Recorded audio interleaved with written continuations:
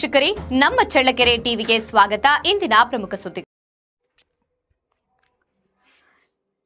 Police ಇಲಾಖೆಯಲ್ಲಿ ಕೆಲಸದ ಒತ್ತಡ ದಿನದಿಂದ ದಿನಕ್ಕೆ ಹೆಚ್ಚುತ್ತಿದ್ದು, ಸಿಬ್ಬಂದಿಗಳು ಮಾನಸಿಕ ಶಾಂತಿ ಹಾಗೂ ದೈಹಿಕ ಆರೋಗ್ಯಕ್ಕಾಗಿ ಯೋಗ ಮತ್ತು ಧ್ಯಾನವನ್ನ ಜೀವನದ ಭಾಗವಾಗಿಸಿಕೊಳ್ಳಬೇಕು ಎಂದು ನಿವೃತ್ತ ಪ್ರಭಾರ police sub inspector RL Basavaraj ಸಲಹೆ ನೀಡಿದ್ದಾರೆ. ನಗರದ ಪೊಲೀಸ್ ಕವಾಯತು ಮೈದಾನದಲ್ಲಿ ಗುರುವಾರ ಜಿಲ್ಲಾ ಪೊಲೀಸ್ ಇಲಾಖೆ ಹಮ್ಮಿಕೊಂಡಿದ್ದ ಕರ್ನಾಟಕ ರಾಜ್ಯ ಪೊಲೀಸ್ ಧ್ವಜ ಮತ್ತು ಕಲ್ಯಾಣ ದಿನಾಚರಣೆಯಲ್ಲಿ ಗೌರವ ವಂದನೆ ಸ್ವೀಕರಿಸಿ ಅವರು ಮಾತನಾಡಿದರು.